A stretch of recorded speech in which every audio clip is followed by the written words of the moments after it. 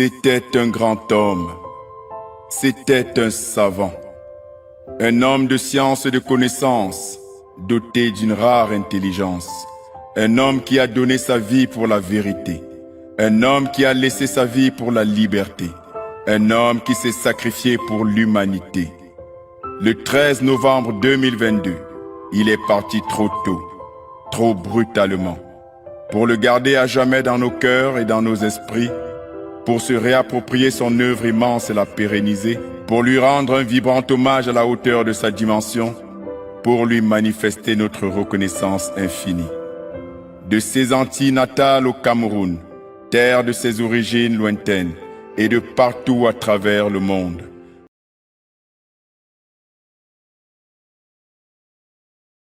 Le but de ma conférence, qui avait pour thème l'avancée scientifique de l'Afrique, c'était de montrer que, on vous parle d'Einstein, on vous parle de Max Planck, mais aucun de ces gens n'a dépassé la science que vous avez dans le village, que le vieux a dans le village, que nos temples ont.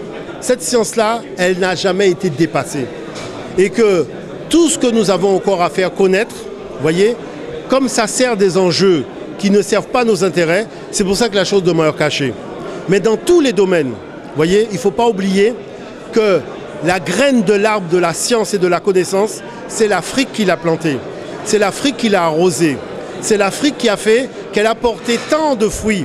Inventer les mathématiques, l'astronomie, la médecine, le calendrier de 365 jours, la précision des équinoxes, les sciences que vous utilisez pour faire la caméra, l'informatique, les ordinateurs.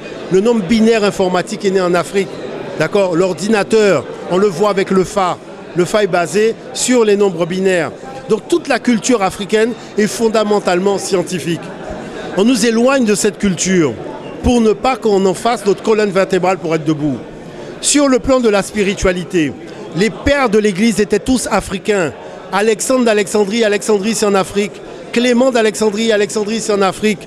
Origène d'Alexandrie, Alexandrie c'est en Afrique. Ce sont des Africains qui ont pris le savoir des temples pour donner à des gens qui n'avaient pas de tradition religieuse, une tradition religieuse. Toutes les divinités que vous voyez dans la Bible sont des divinités africaines. Ce sont des divinités que les anciens utilisaient dans les cultes vaudous. On les a blanchis, ils font la même chose, mais vous ne voyez pas que c'est la même divinité parce qu'on ne connaît pas suffisamment nos fondements.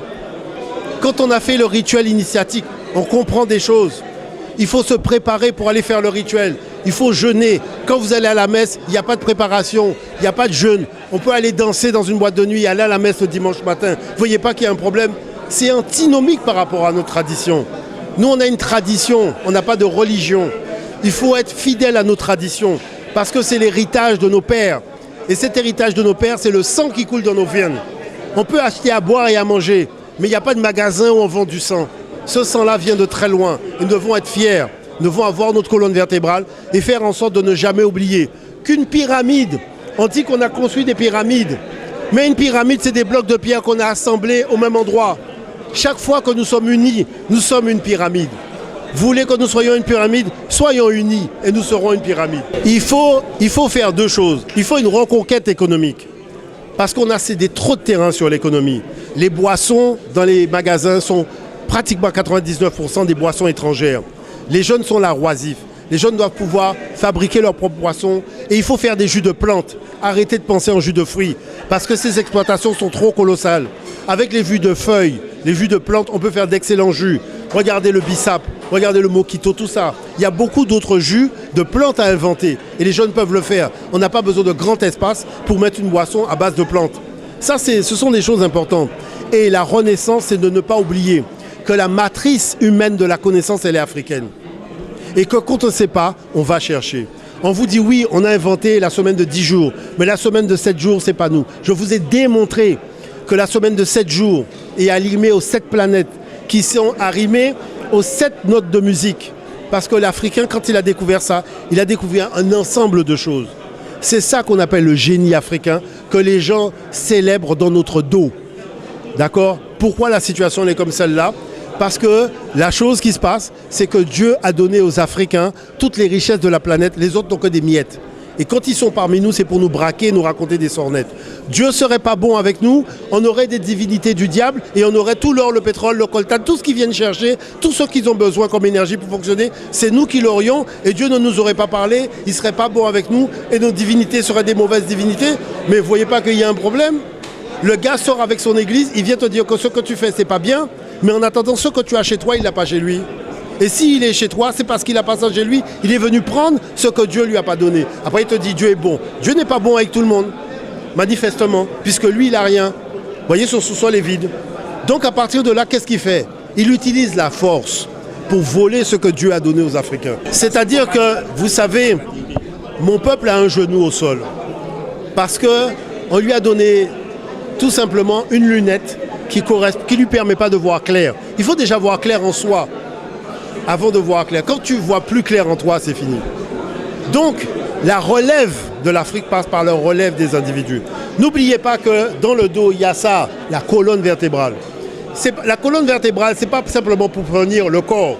Il y a une colonne vertébrale pour tenir le mental aussi. Et si on n'a pas de colonne vertébrale mentale, on ne sera jamais debout.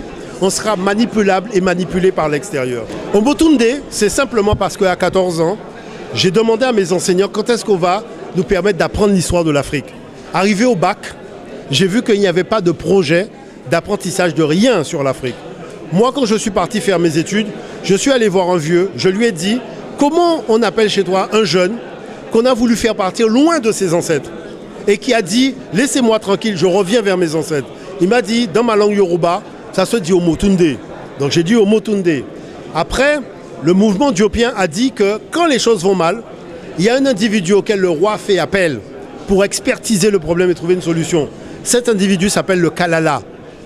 Tu es le Kalala du peuple noir. C'est pour ça que c'est Omotunde Kalala.